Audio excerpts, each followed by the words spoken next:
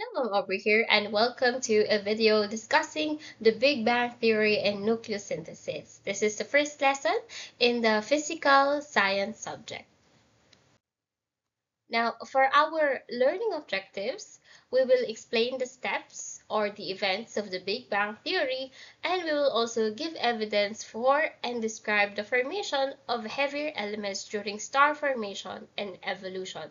Now, of course, every theory with a capital T is backed up with evidence and data, and Big Bang Theory is not an exception. Again, Big Bang Theory is not a hypothesis or a scientific guess. Instead, it is a theory, which means it is a natural or a discussion or a body of knowledge discussing a natural phenomena using evidences and data.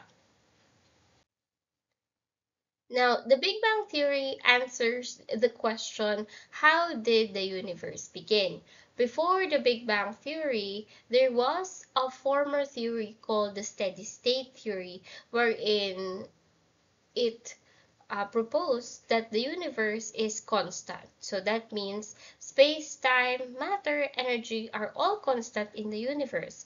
But it was not until the invention of the Hubble Space Telescope that more data came in, and we realized that the universe is not really constant. So here comes the Big Bang Theory to explain how did the universe begin.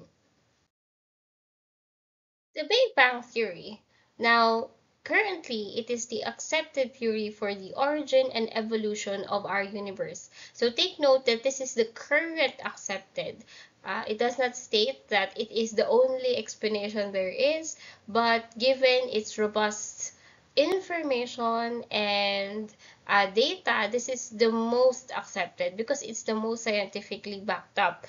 But if ever that more information comes in and we learn more about our universe, and if, like the steady state, the Big Bang theory means it could be false, then we change that theory. But for now, it is the accepted theory of the origin and evolution of our universe.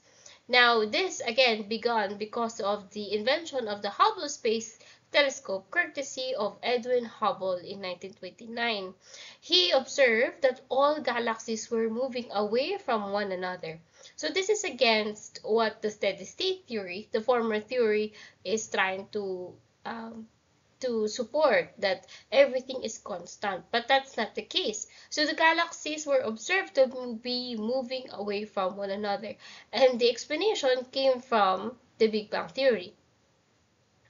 So in essence, the Big Bang Theory explains that the universe expanded. So take note, it did not explode like the common misconception of Big Bang Theory. There was no explosion in the beginning of the universe. There's nothing to explode since there's nothing there. Instead, the singularity expanded, created the universe, space, time, matter, and energy. In calculation, the galaxy that we are currently living in, the universe that we are currently living in, is approximately 13.7 billion years old. Now, everything did not come to existence straight away.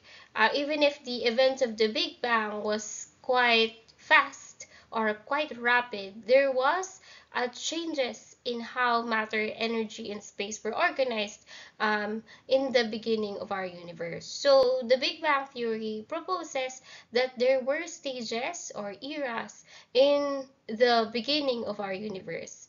So first of these eras is the radiation era. Now take note, this only lasted for 1 to 100 seconds, wherein radiation, which is a powerful type of energy, is the dominant existing in our universe. So from the singularity, which is the infinitely small material that is composed of matter, energy, space, and time, it started to expand. Now that's 1 to 100 seconds. We only have the radiation era, wherein energy is only the main component of the universe. Then these energies started to separate.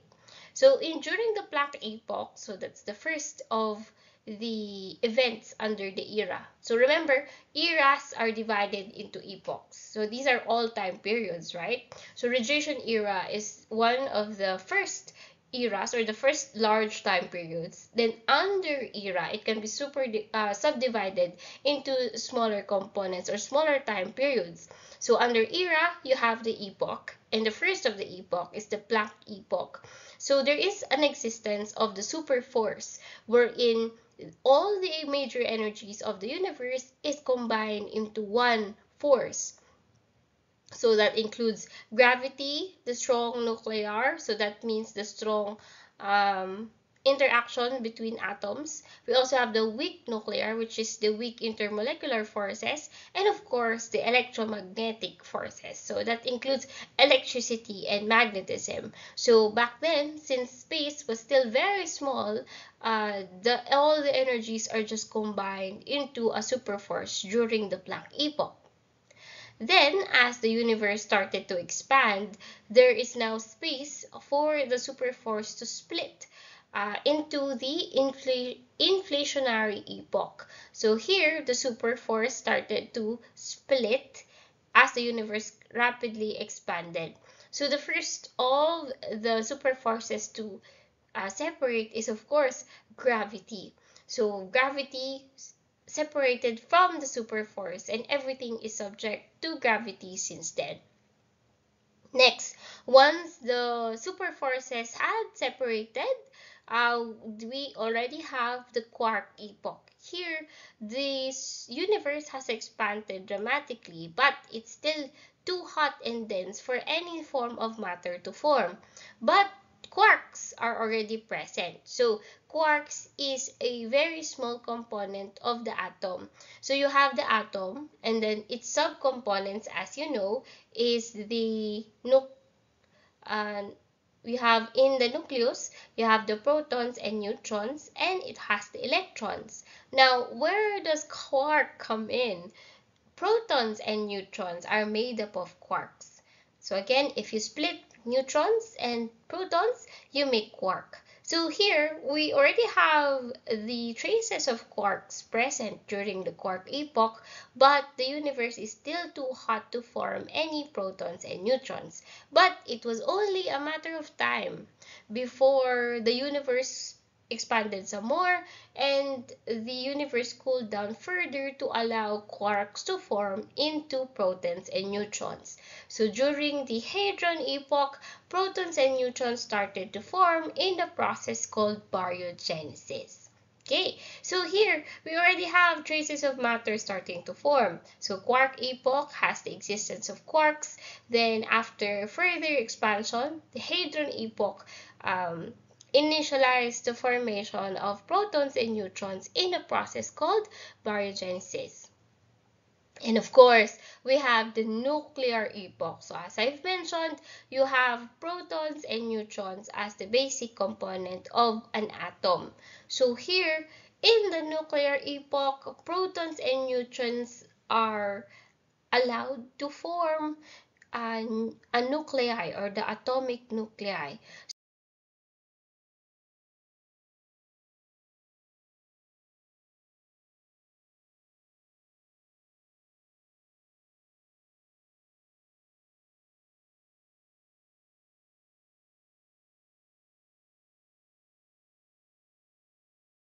The last epoch in the radiation era is the nuclear epoch, wherein the nucleosynthesis occurred.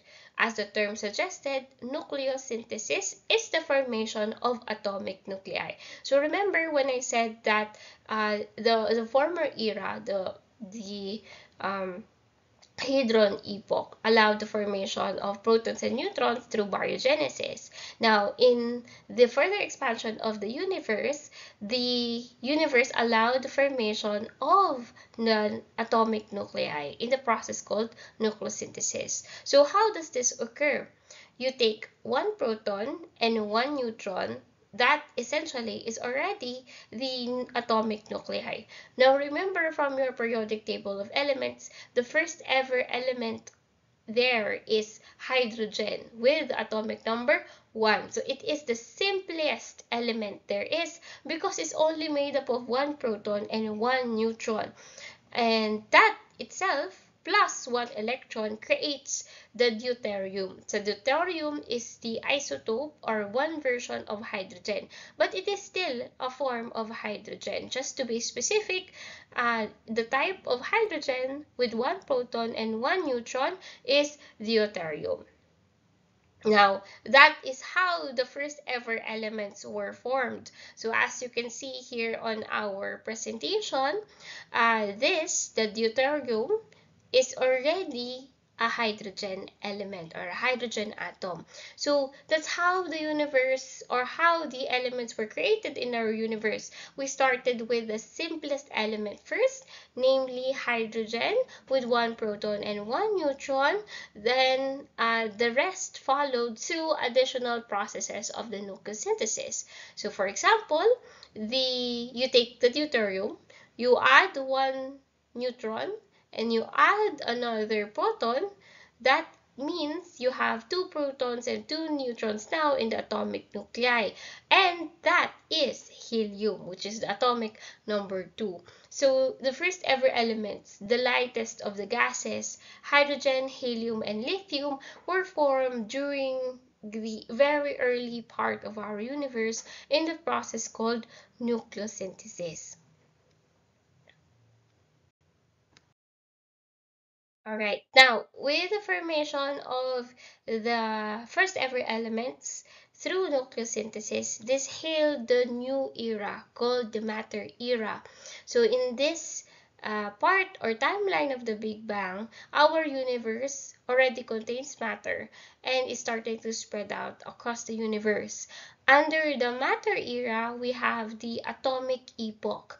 So this is where the universe, or wherein the universe has cooled down and recombination occurred, creating hydrogen and helium, and of course some trace elements of lithium.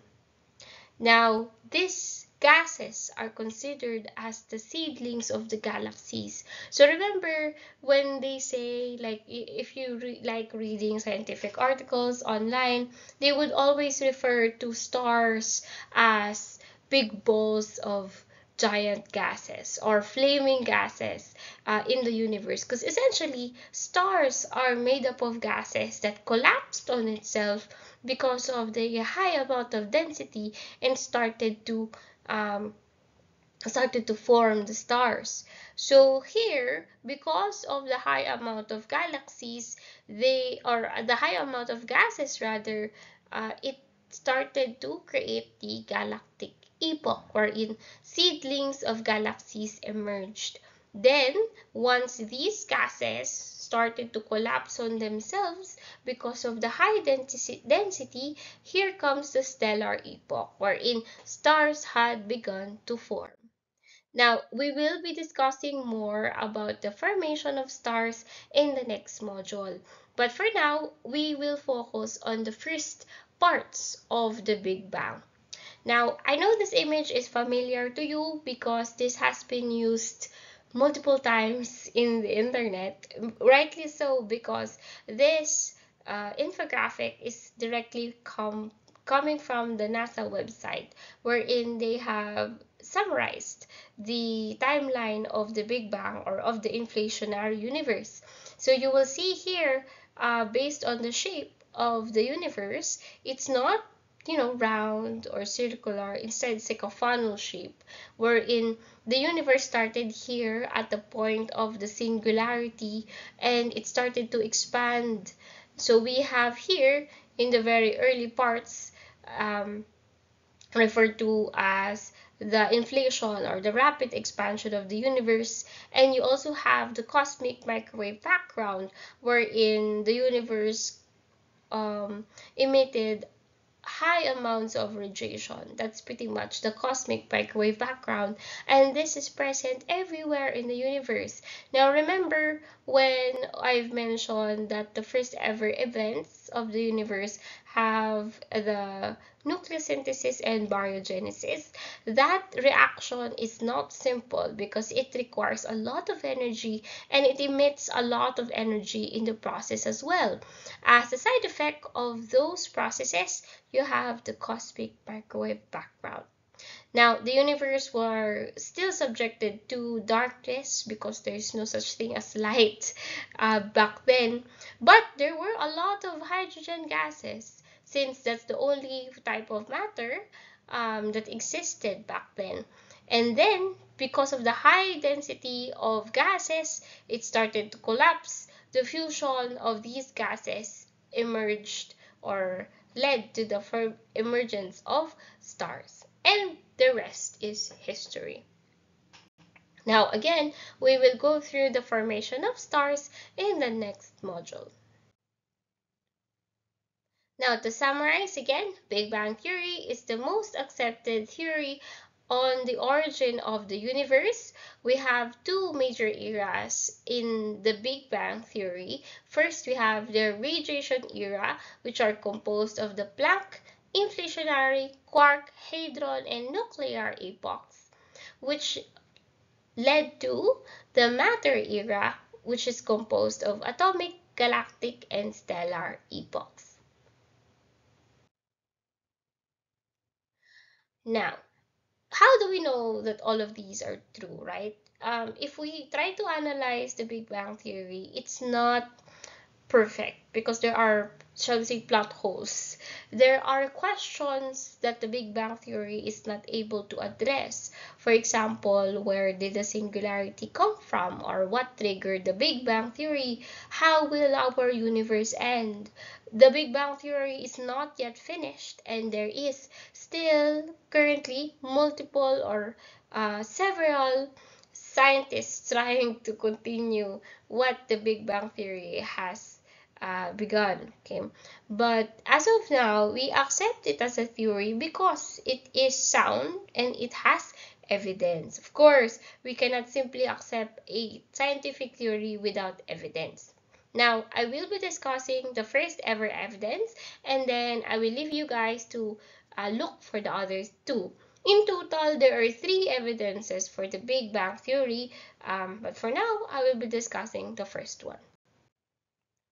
Alright, now I mentioned during the first part of our discussion that Edwin Hubble, through the invention of his Hubble Space Telescope, was able to observe that the galaxies are actually moving away from one another. So, how did Edwin Hubble figure that out? Since we cannot physically measure the spaces between galaxies, how did we know that the universe is actually expanding? So as the slide states, the galaxies are moving apart from one another, question mark. What is causing the continuous expansion of the universe? That is actually another question that the Big Bang Theory does not completely address. What's causing the continuous expansion? We know that the universe is expanding, but it did not explain why. Instead, the scientists refer to this mysterious energy as dark energy. So I have linked in our BBL an additional reading on dark energy. But yeah, pretty much this is the mysterious energy that the universe that is somewhat causing the universe to expand. So we're not really sure, or we're not really sure, to be honest, or we don't really know what dark energy is. Hence the word or the term dark energy. All we know is that it is expanding. So how do we know that the universe is expanding? This is related to Hubble's law. So in his observations of the galaxies, he observed a phenomenon called redshift. So according to the Hubble's law, the further the distant the galaxy, the higher the redshift phenomenon there is. Now, what is redshift? Redshift occurs because it's related to how light behaves. So remember that light behaves as a wave. It's made up of particles called photons, but these photons does not travel straight in a straight line. Instead, they travel through waves. Hence, the colors of the visible spectrum from red, orange, and so on until violet will have different frequencies. So the red, of course, have the more stretched or the more wider frequencies compared to violet, which has a shorter frequency, which has higher energy because it has a shorter space or shorter wavelength. All right, so based on the observations of Edwin Hubble, he noticed that the galaxies are color red, which doesn't make sense because galaxies should emit white light, right? It should emit different colors of light because they are made up of stars. But instead, all the galaxies are color red. So he was able to surmise that this is because the light waves are being stretched. Now, this is opposite to blue shift, wherein if the object is moving closer, there will be a squashing or the shorter frequencies, which is called the blue shift. But instead, the galaxies are moving away. Therefore, the light emitting from the galaxies are being stretched as it is traveling more space. Therefore, the phenomenon redshift. So let's read the definition. The redshift phenomenon is caused by the change of visible light color due to the change in its wave frequencies, or also known as the Doppler effect. So I think you are familiar with the Doppler effect. So if, for example, you hear a train moving towards you, currently next to you, and then moving away, you would notice that the sound waves are quite different because the distance the sound wave is traveling distorts the sound. Now, that same goes with any form of waves that includes the light waves. Doppler effect, in the Doppler effect, the light waves, because space is expanding, the light waves, instead of having a normal frequency, is being stretched and causing the red color of our galaxies. So the ones being uploaded by NASA, those pictures are enhanced so that they would not reflect the high color of red anymore. But if you would see the raw footages or the raw images, they are majority have a tint of red because they are moving away from our own galaxy. All right, so that's the first evidence finished, the redshift, and also the events of the Big Bang Theory. I will leave you guys to answer the activities linked to this lecture. If you have any questions, feel free to message me through Microsoft Teams. Stay safe, everyone. Bye.